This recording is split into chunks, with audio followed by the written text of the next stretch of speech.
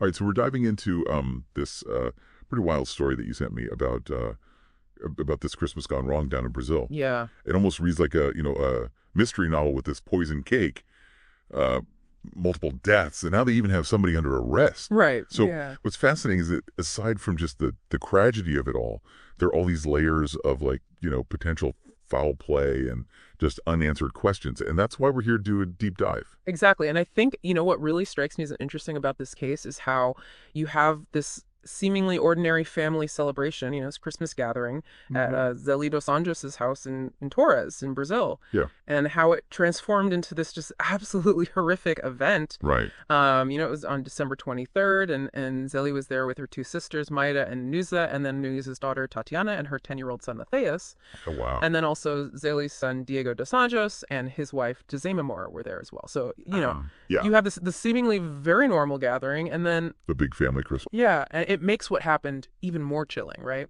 Yeah, you're right. It's hard to imagine tragedy striking at what should be such a joyous time. Absolutely. So they had this Christmas cake, and soon after, 7 of them got violently ill. Hmm. And what I think is really creepy is that the cake had this bitter and peppery taste to it. That stood out to me when I was reading this. Yeah, that's a detail that's definitely worth paying attention to, because arsenic, which is, what was found in the victim systems, it does have a bit of a slightly sweet or metallic or even a bitter taste. So the fact that it wasn't masked very well suggests maybe, an inexpert poisoning attempt potentially. And so sadly, Maida Nusa and Tatiana died just hours after they had eaten some of the cake. And Zeli is still in critical condition, fighting for her life right now. Right. But in all this tragedy, there's this glimmer of hope, and that is that Tatiana's young son, Matthias, is recovering after spending a week in intensive care. He's been moved to a pediatric unit. Yeah, and I think that Matthias surviving is, it's truly remarkable, and his testimony could be, very crucial as investigators try to reconstruct the events that happened. Right. Kids often notice things that adults might miss, and so, his account of what happened that day, how the cake tasted, who might have handled it, that could provide really unique insights. So this is where things start to take a really surprising turn. Hmm.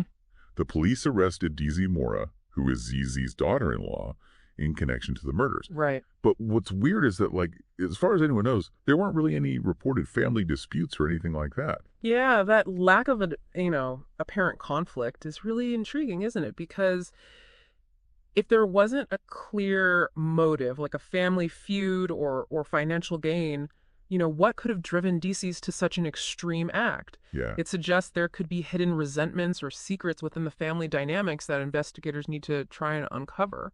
And as if all that wasn't enough, there's another weird twist to all of this. Investigators are looking back at a previous tragedy just a few months ago. Zeli's husband, Paulo Luis, died from food poisoning after he ate a contaminated banana from their garden. Wow. And get this, the police are now exhuming his body. Really? Yeah, they're gonna dig him up for further testing to see if there's a connection. That's really something. It's crazy. Yeah, the possibility of a link between those two deaths is definitely, it's compelling. Was the banana incident truly an accident, or could it have been some kind of a precursor to this whole poisoned cake situation? Yeah. Exhuming the body will allow investigators to examine tissue samples and see if arsenic was even present. Right. Which could point to a potential pattern. It's like we're in a crime drama or something. I know, right? But to add even another layer of complexity to all of this, Yeah. there had been some pretty bad flooding in that region of Brazil, which could have contaminated the bananas in their garden. Yeah. So we might even have a natural explanation for Paulo's death, but then you have this shocking incident with the cake. Yeah. It's hard to... It's a lot to process. It's a lot to take in. Yeah, absolutely. And then on top of all of that, you have to consider what kind of psychological impact this is all having on the family, Right. They're dealing with the shock of losing loved ones. They're dealing with Zeli's critical condition. And now they're dealing with the arrest of a family member. Right. And, they said that they believe that someone with a grudge might have targeted them. Wow. So again, it just underlines, the complexities of these family dynamics and the hidden motives that can lurk beneath the surface. So we've got this tragic Christmas gathering, a poisoned cake, multiple deaths, this young survivor, an arrest with no clear motive, a potentially connected death from just a few months ago, and a family who's, desperately searching for answers. Right. Where does this leave us? What do we make of all this?